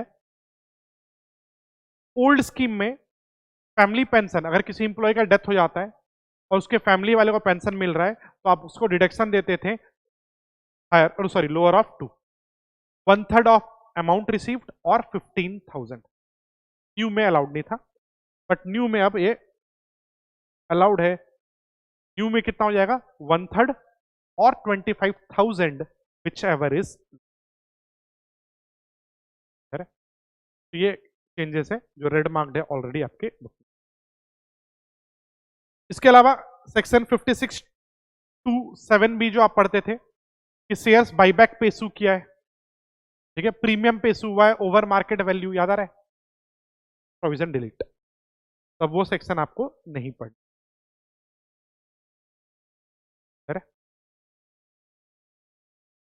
इसके बाद अगर हम लोग डिडक्शन चैप्टर में आए तो छोटा सा चेंजेस है। डिडक्शन चैप्टर में जब आप 80 सीसीडी पढ़ते थे, 80 सीसीडी जिसमें आप पेंशन स्कीम, गवर्नमेंट के पेंशन स्कीम पे एनपीएस वगैरह में पैसा लगाते थे, तो वहां पर बोलते थे कि अगर इंप्लॉयर इंप्लॉय कंट्रीब्यूट करता है उसमें, अगर आपका गवर्नमेंट सेंट्रल गवर्नमेंट इंप्लॉयर था तो 14% ऑफ सैलरी का आपको डिडक्शन मिलता है। अब बोला गया सेंटर नहीं, सेंटर स्टेट दोनों। अगर बाई चांस भी लिखा हुआ particular deductible amount, employer's contribution to pension fund of new pension trust, पहले तो इंप्लॉयज के हाथ में आप टैक्सेबल करते हैं सैलरी चैप्टर में, और फिर डिडक्शन चैप्टर में आकर आप 80 सीसीडी में डिडक्शन देते हैं। कितना डिडक्शन देंगे, तो अगर आपका गवर्नमेंट इंप्लॉयर है चाहे सेंटर हो या स्टेट तो 14% ऑफ, अदर देन गवर्नमेंट है और ओल्ड स्कीम है, ओल्ड स्कीम तो 10% ऑफ सैलरी, न्यू है तो 40। बट गवर्नमेंट वाले केस में ओल्ड न्यू नहीं देखते हैं, always 14% irrespective of scheme। But if employer is other than center or state government, old scheme में 10% का डिडक्शन है, न्यू में।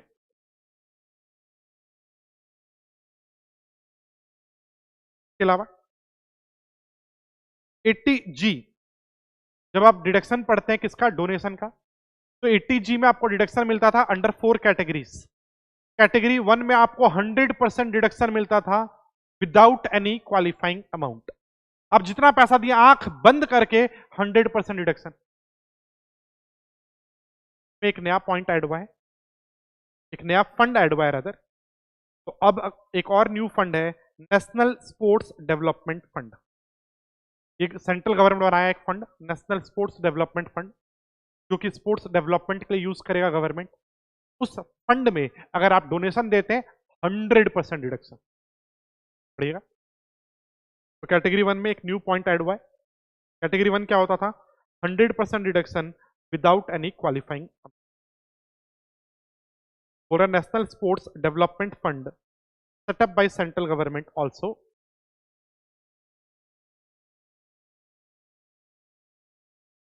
नेक्स्ट, इसके बाद असेसमेंट चैप्टर में अगर अपने आए तो जो आधार लिंकिंग का आप सेक्शन 139AA पढ़ते थे, वहां एक छोटा सा अमेंडमेंट है, आइएगा पढ़ते हैं। Coating of Aadhaar number. पहले आप बोलते थे कि अगर आपके पास आधार नंबर नहीं है बट आधार अप्लाई किए तो उसका जो एनरोलमेंट आईडी है वो आप दे सकते हैं, ठीक है। बट 1 अक्टूबर से बोला या नहीं, अब ये एनरोलमेंट आईडी कोड करने वाला सिस्टम नहीं पड़ेगा। सेक्शन 139AA कोटिंग ऑफ आधार बोल रहा है where person does not have Aadhaar number he should quote enrolment ID. पहले आप बोलते थे बट नॉट एप्लीकेबल ऑन और आफ्टर 1 अक्टूबर 2020। और एक पॉइंट ऐड हुआ, पढ़िएगा।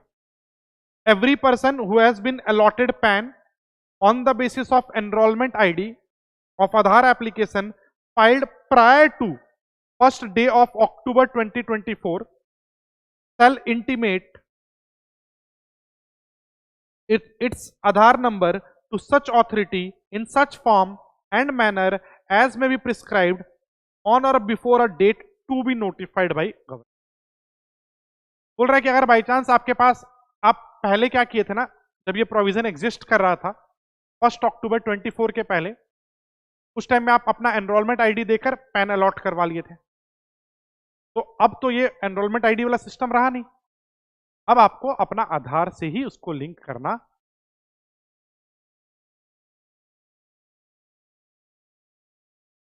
सेल्फ इंटीमेट कर लीजिए इस आधार नंबर, इस लिखा हुआ इसको। इसके बाद टीडीएस चैप्टर में चेंजेस है। क्या क्या चेंजेस है टीडीएस चैप्टर में? तो पहले तो टीडीएस चैप्टर में रेट बदला है। रेट कब से बदला है? तो 1 अक्टूबर से बदला है।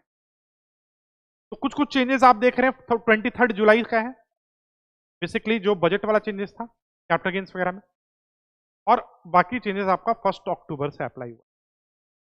तो 1 अक्टूबर के पहले रेट अलग था, अब रेट रिड्यूस हुआ। कहां कहां रेट बदला है? तो जो आप 194 डीए पढ़ते थे, इसमें लाइफ इंश्योरेंस पॉलिसी का अगर आपका पैसा मिल रहा है, नॉन एग्जम्प्ट मैच्योरिटी अगर मिल रहा है, तो उस पर 5% रेट था। 1 अक्टूबर से वो 2, दोनों याद रखना पड़ेगा अब आपको, कि 1 अक्टूबर के पहले क्या रेट था? 5। तो अप्रैल से सितंबर तक 5, अक्टूबर ऑनवर्ड्स सेम चेंजेस है हर जगह। जहां जहां 5 था ना, रफली 194 डीए जो अपने इंश्योरेंस बोले, 194 जी लॉटरी कमीशन पहले 5 था, 1 अक्टूबर ऑनवर्ड्स 2%।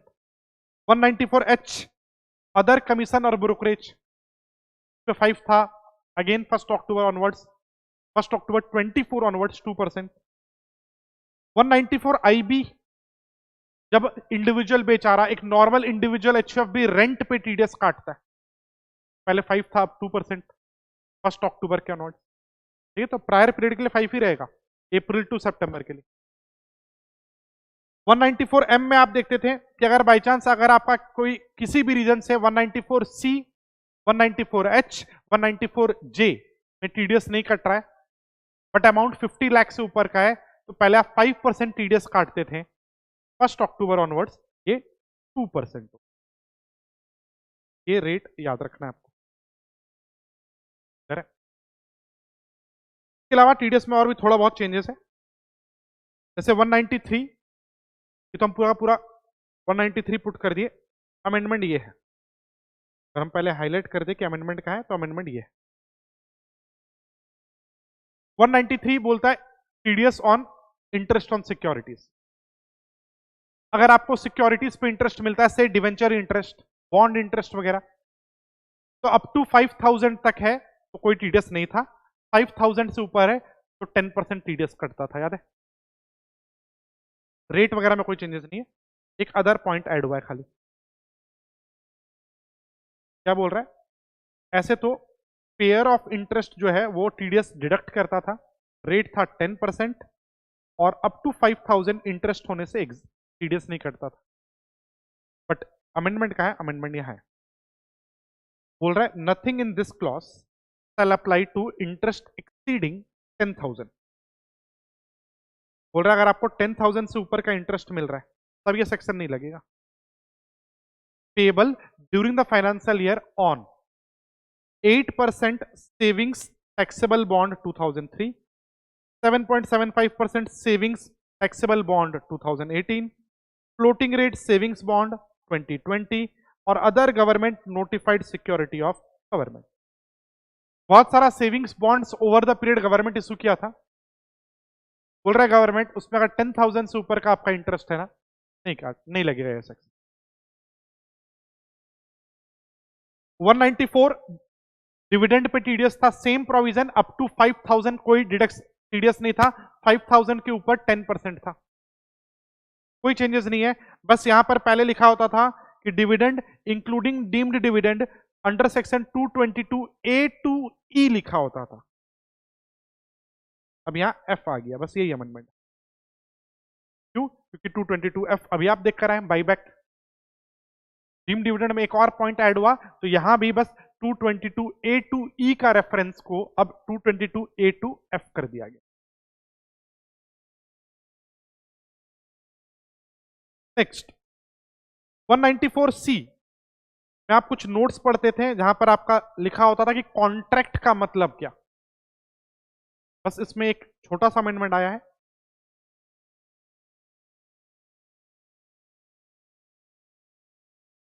कॉन्ट्रैक्ट का मतलब क्या पढ़ते थे आप बोलते थे any type of business contract, चाहे वो एडवर्टाइजमेंट कॉन्ट्रैक्ट हो, broadcasting, telecasting, printing contract, transportation contract, कोई भी कॉन्ट्रैक्ट है।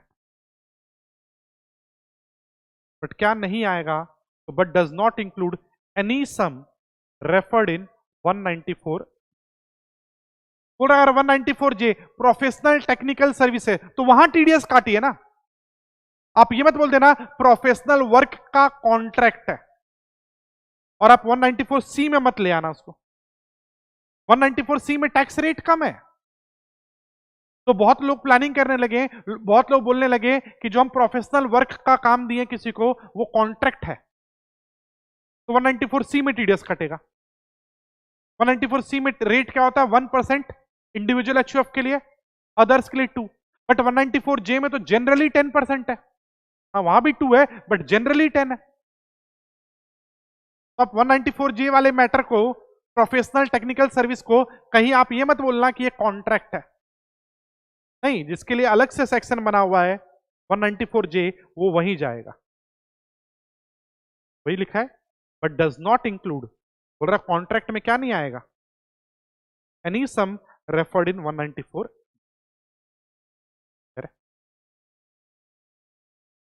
इसके अलावा 194IA एक छोटा सा पॉइंट ऐड हुआ है, ठीक है। 194IA आप पहले भी पढ़े हुए हैं, रेट वगैरह अमाउंट में कोई चेंजेस नहीं है। अगर आप 50 लाख से ऊपर का परचेज करते हैं इमूवेबल प्रॉपर्टी तो उस पर आप टीडीएस काटते हैं।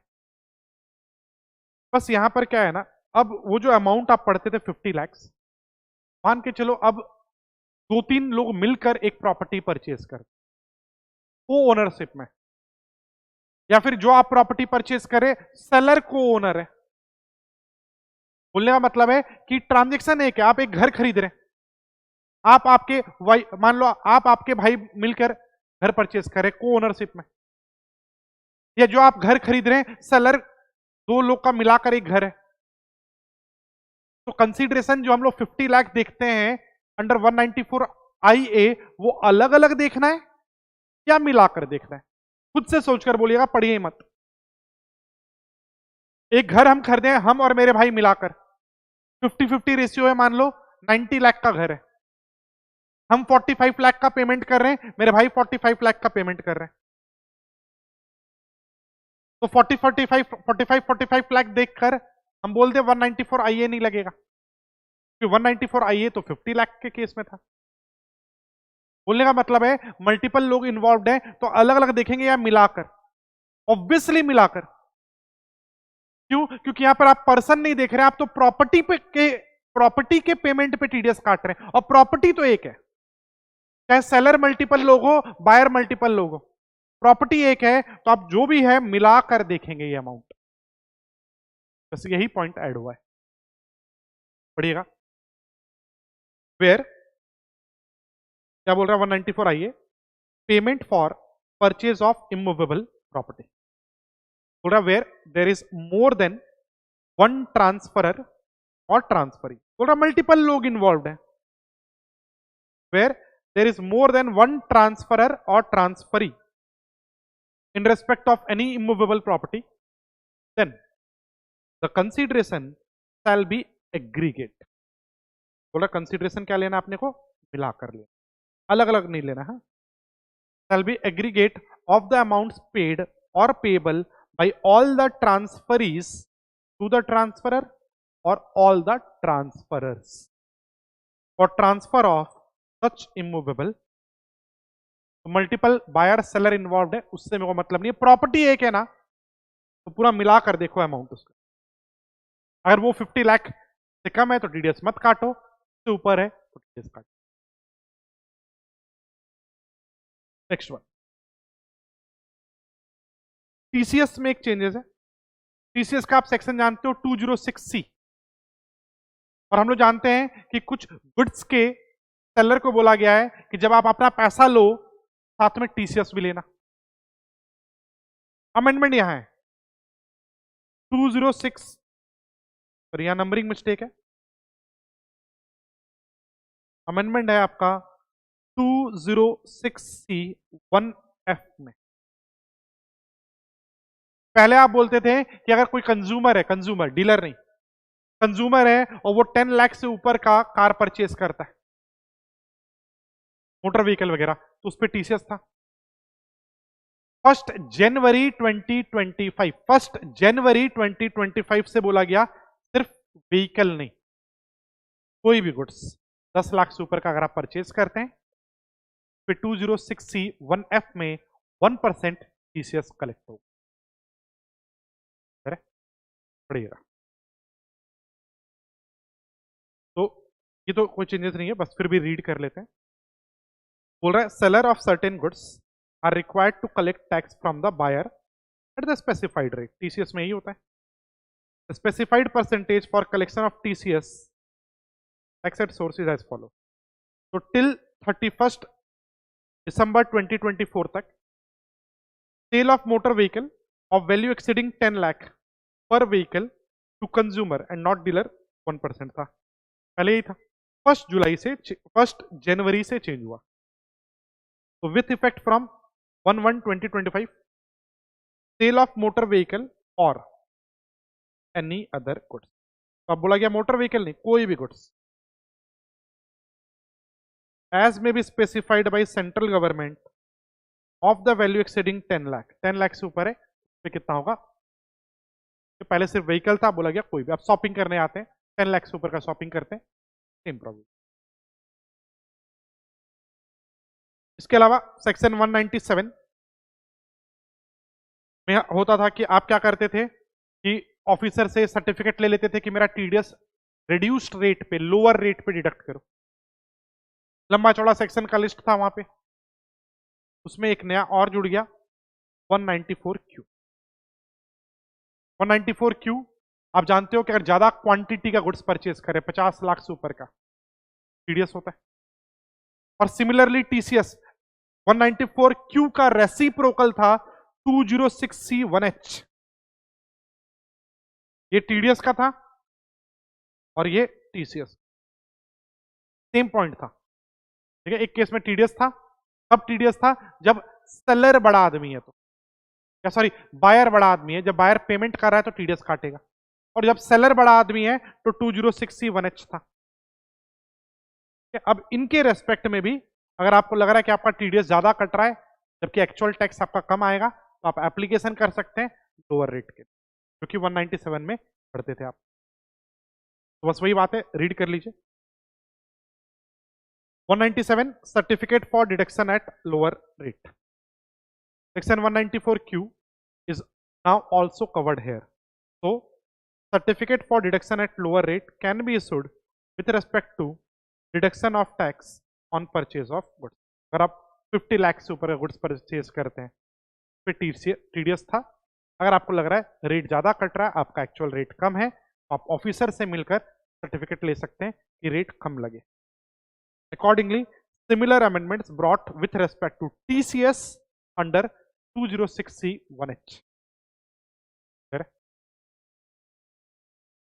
तो ये था आपका अमेंडमेंट और ये 206C1H है। डीटी का, आईडीटी का अमेंडमेंट्स ऑलरेडी आपको यूट्यूब चैनल पे अपलोडेड है, तो अगर आप वो नहीं देखें तो उसको भी आप देखें। ठीक है, अमेंडमेंट से जनरली इंपॉर्टेंट होता है क्वेश्चंस आते हैं, तो डीटी आईडीटी दोनों का अमेंडमेंट्स आप अच्छे से रिवाइज करें।